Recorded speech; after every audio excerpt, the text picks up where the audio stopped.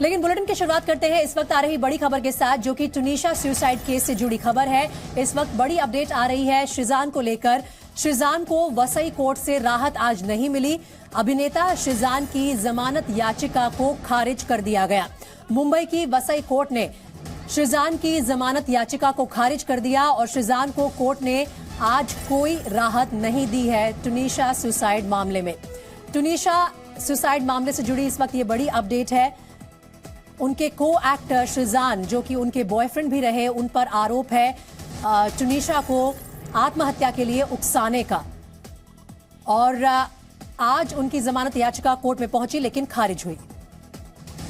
जो शिजान थे वो आखिरी शख्स थे जो टुनीशा के साथ, और इसको इन्वेस्टिगेट किए जाने की जरूरत है। ये अगर आपको याद हो तो हमारा जो 11 तारीख को आर्ग्यूमेंट चला था, हम एकदम स्पेसिफिक सुप्रीम कोर्ट की जजमेंट्स और बॉम्बे हाई कोर्ट की जजमेंट्स। पीएमईजीपी योजना के तहत 10 लाख लोन लेकर क्या अपना खुद का बिजनेस शुरू करना चाहते हो? इसे लेने के सीक्रेट्स को जानना चाहते हो?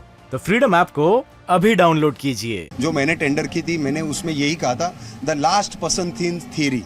तो ये थ्योरी कोर्ट ने भी आज इसको कोर्ट ने भी माना इस थ्योरी को, क्योंकि सीसीटीवी फुटेज जो था उसमें सब कुछ दिख रहा था। अब मैं आपको यह बता दूं कि कौन आ रहा था कौन जा रहा था, तो कोर्ट ने भी ऑब्जर्व कर लिया, क्योंकि मेरे हिसाब से कोर्ट ने शायद वो सीसीटीवी फुटेज को देखा होगा, और नहीं भी देखा होगा तो उसमें रिकॉर्ड है, जो चार्ज बनाया हुआ उसके अंदर सारी चीजें ऑन रिकॉर्ड आई है। तो ऑन रिकॉर्ड पे आने के बाद ही जज ने ये ऑब्जर्व किया है।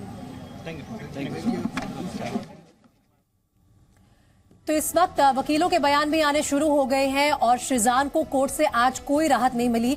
वसई कोर्ट ने जमानत याचिका रद्द कर दी शिजान की। शिजान पर टुनीशा को सुसाइड के लिए उकसाने का आरोप है।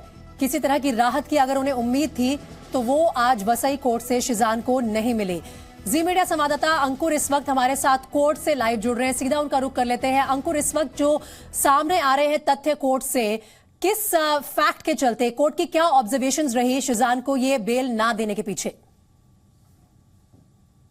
देखिए, कोर्ट ने जो अपने ग्राउंड्स रखे हैं उनमें साफ तौर पे कहा है कि दोनों रिलेशनशिप में थे 2-4 महीने से, ये बात तथ्य ये निकल कर आती है। इसके अलावा 15 दिसंबर को दोनों का ब्रेकअप हो जाता है और 16 दिसंबर की बात हो रही है। ये वो दिन था जब पैनिक अटैक आता है टुनीशा को, और उसके बाद टुनीशा लगातार डिप्रेशन में रहती है। ये बात भी कोर्ट ने अपने ग्राउंड्स में रखी है। और उसके बाद सीधे बात आती है 24 दिसंबर की, जिस दिन ये सुसाइड हुआ। और उस दिन ये वो मौका था जब शिजान जो थे वो अकेले वो व्यक्ति हैं या आखिरी व्यक्ति हैं जो टुनीशा की सुसाइड से पहले उनके साथ दिखाई दिए। ये वाली बात जितने भी को एक्टर्स हैं या जो स्टाफ था उस वक्त सेट पर, इन सब के जो स्टेटमेंट में है ये निकल कर आ रही है। और ऐसे में अगर अब यहां से जमानत दे दी जाती है शिजान को तो ये मामला प्रभावित हो सकता है, ये केस का रुख बदल सकता है, ऐसा उनको कोर्ट का ऑब्जर्वेशन था।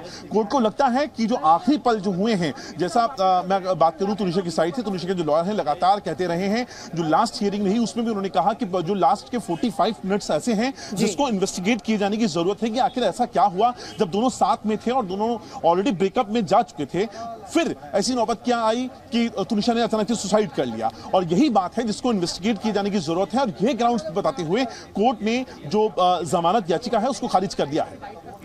लेकिन अंकुर, अभी तक अगर पुलिस की इन्वेस्टिगेशन की बात की जाए तो क्या कोर्ट ने यह सवाल नहीं उठाया कि अभी तक पुलिस इस बात के बारे में क्यों नहीं पता कर पाई है कि आखिर उस दिन ऐसा क्या हुआ जब दोनों ने एक साथ लंच किया और उसके 15 मिनट बाद मेकअप रूम में जाके टुनीशा ने आत्महत्या कर ली? ये गुत्थी सुलझाने में पुलिस को इतना टाइम क्यों लग रहा है?